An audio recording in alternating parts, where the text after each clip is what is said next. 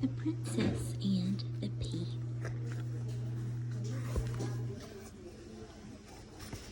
Little Golden Book, copyright 1994.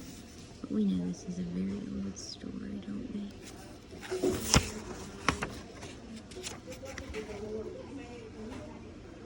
Once there was a prince who wanted to marry a princess. However, she had to be a real princess and nothing less would do. Princesses of all kinds traveled from neighboring kingdoms to meet the prince. For one reason or another, the prince did not believe that the young women were truly princesses, and he sent them all away.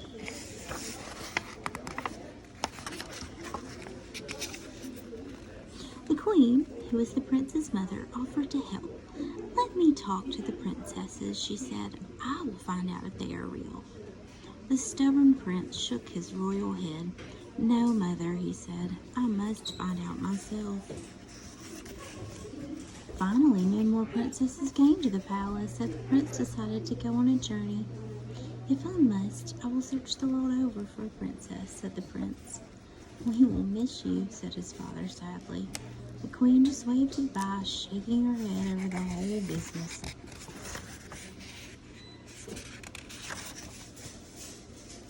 The prince traveled to France. There he was introduced to La Princesse Mirabelle, who lived in a huge chateau. "Enchanted to meet you," said the lovely princess as they sat to have tea. During tea, Princess Mirabelle ate 9 chocolate truffles. The prince was shocked. He was sure that a real princess would never eat 9 chocolate truffles in a row, and so he bade Mirabelle adieu. This dude is not cool, y'all, is he? The prince traveled and traveled until he came to Arabia. There he met a great pasha's daughter, Princess Morgiana. The prince went riding with Morgiana, and she rode very well. But the princess did not ride side saddle, which was the ladylike custom. "Morgiana sits on a horse like a man," the prince said to himself. "Surely she is not a real princess. I must take my leave."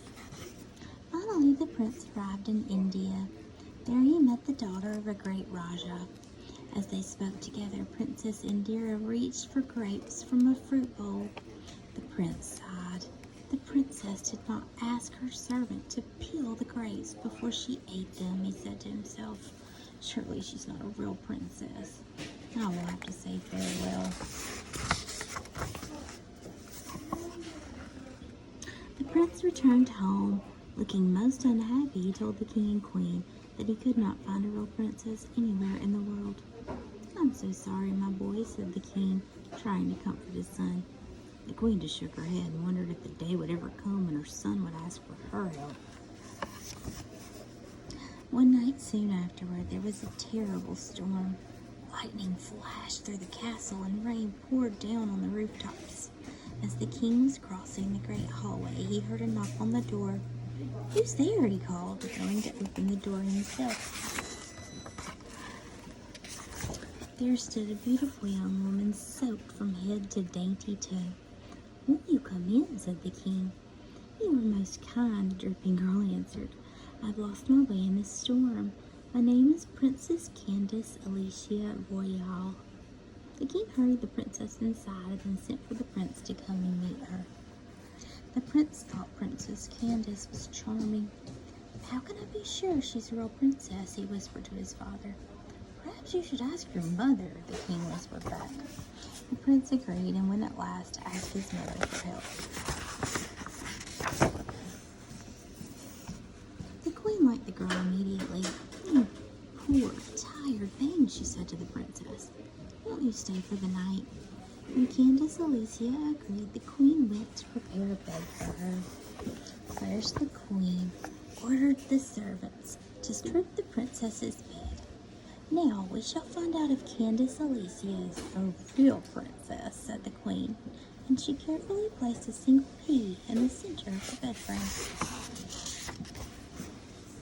After that, the queen ordered the servants to pile 10 thick mattresses on top of the bed and 10 heavy quilts on top of the mattresses.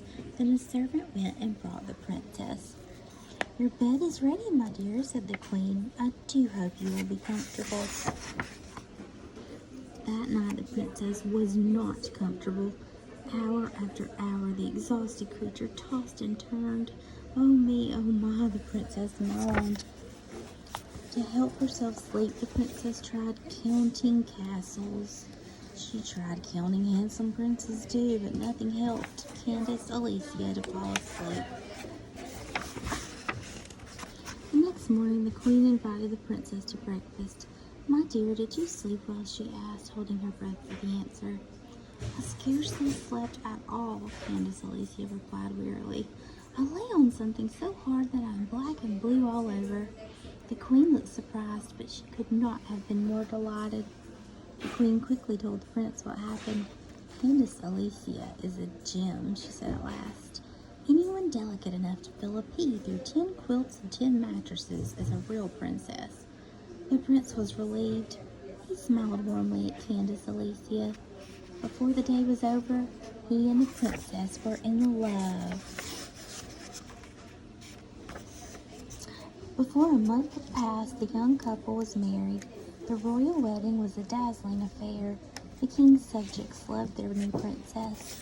They also loved the story of the princess and the pea and told the story to their children for many years to come. As for the pea itself, it was put on display in the Royal Museum. You may see it there still if someone hasn't taken it. And that, of course, is a true story. That was simply absolutely ridiculous. But I'm glad to have read it with you. And I'll never read it again.